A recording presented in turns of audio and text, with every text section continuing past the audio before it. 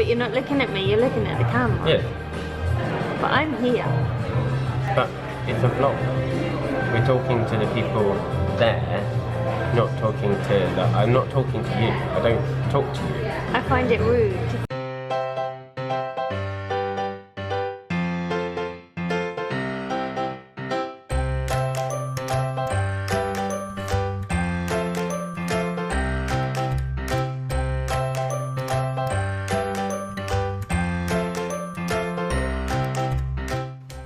I spent most of the morning sitting here working on the edit for the first of these video blogs. They say that perfect is the enemy of good, and so we've gone for good in our first episode. We know it's going to change, we know it's going to evolve. This one was kind of cobbled together quite quickly.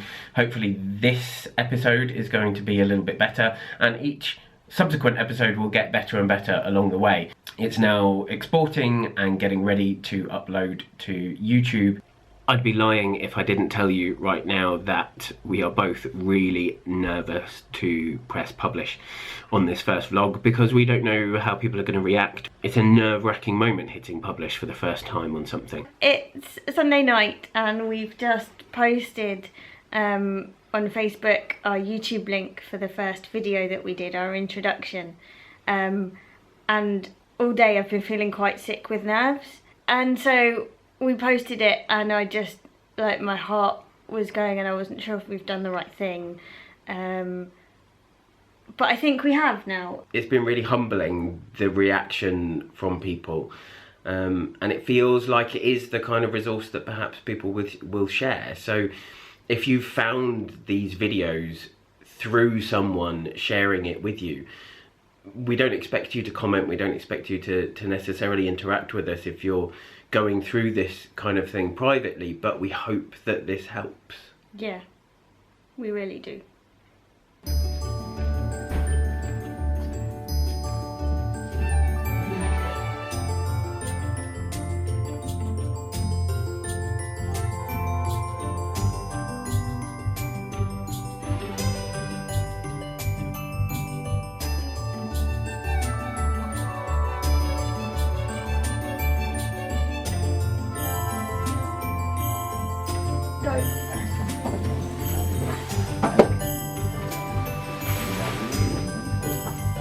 I just wanted to quickly share the fact that we are not at all frustrated that we lost out on our dream house about a week ago, found out about it today because we were waiting for someone to buy our house, and today we've had 2 offers for someone to buy our house.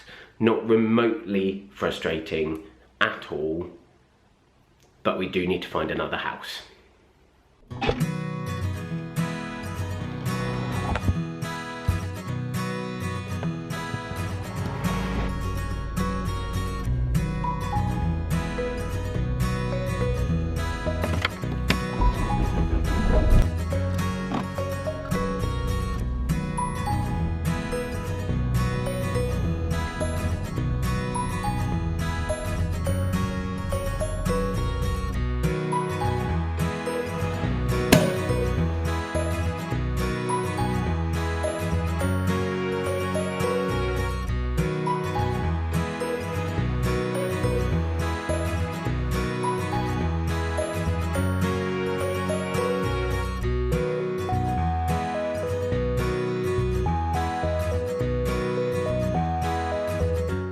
So that's the important start to the day done. We've had pancakes. Starting the day with Prosecco and then pancakes is already a winner.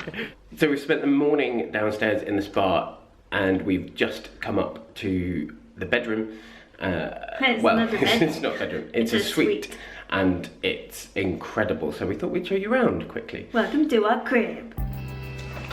Devils. It's Sophie Conran Portmeirion. I have absolutely no idea what Sophie Conran Portmeirion is. You can't really see it, but here there's a DVD player, Bose sound system, happy people, bedroom, and then... What's behind the wall, Ollie? What's behind the wall? Is it a massive bar? posh bubbles.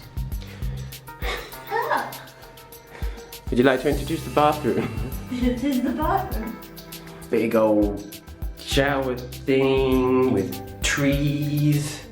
It's interesting because having launched a video blog called Smile Through It last weekend, this has been the biggest test we've had for a while of what Smile Through It actually is, which is trying to keep smiling when the world is going back crazy around you.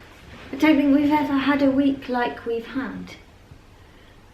So Sunday evening, Sunday all day, I was feeling sick with nerves at telling people. Putting this into the world. All of this up. And then we had the most amazing response, and that was so cool. Thank you so much for everyone being so lovely. Monday morning we found out that we'd lost what is pretty much our dream house. Yeah. Monday afternoon we had 2 offers. And then today we've sold our house, and we sold it for the full asking price as well. What's going on? No idea. I suggest we go and get a massage and then we'll feel better. Even 2 days in Center Parcs has added to this roller coaster because Cutty has been really unwell overnight, and we've had to basically come straight home rather than enjoying a second day in Center Parcs before we leave. So we had an amazing day yesterday and a really nice night out, really nice dinner. Got back to the room and she felt really unwell, and both of us didn't sleep very well, and we've come straight back home. Such a weird week. I'm just finishing the edit of this week's vlog, and I've just realised that we don't have anything that links us from the stuff that we've been getting up to earlier in the week to the stuff that we're going to show you now, which is about telling the story of the process we've had to go through to get to this point just before we start treatment. So this is that link. Hey everyone, we're going to take you through how we've got to where we are now. So we've decided the easiest way to do this is kind of timeline it on the whiteboard. Hopefully it will help make things a bit clearer. Please bear with me because I am full of cold, I feel rotten, I look rough. We started this process in spring 2014. We started by going to the GP. The GP wanted to organise some specific tests in order to refer us forwards. So the tests that she organised were bloods for us both, hormones. They had to be done on my day 21 of the cycle. I needed a scan, an ultrasound to check like the ovaries and that everything was fine and it wasn't blocked or anything like that. And they needed a sample from Ollie. And yes, everything you've heard about giving a sperm sample is absolutely true. It is the weirdest and most awkward thing you will ever do.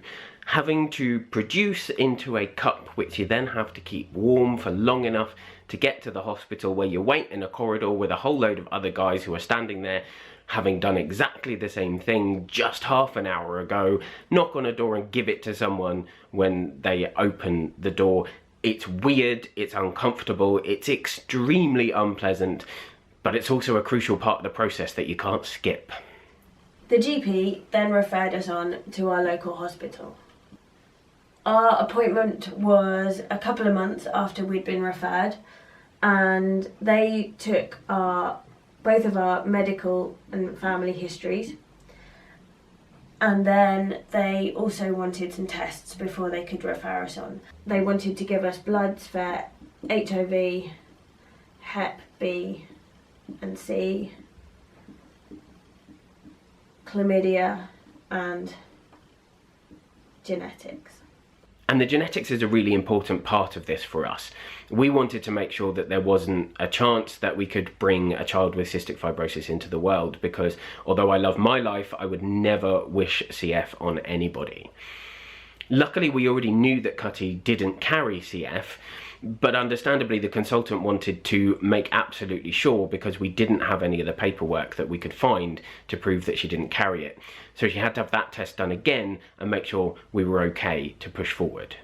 So after that referral had been made, we got to go to the fertility clinic.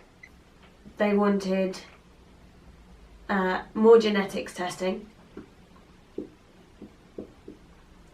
and they also wanted to look into Ollie a little bit more, and they required an anaesthetics appointment.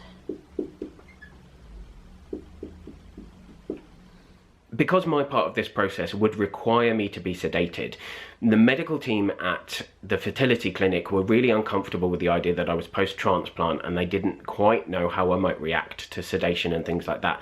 So they wanted a full anaesthetics review from our local hospital. So this process from spring 2014 to December 2015 usually goes a little bit quicker. But that's what you have to do to get to the point where you actually start the process proper. And in the next episode, we will take you through everything that's happened over the last 6 to 8 weeks as the process has properly got started.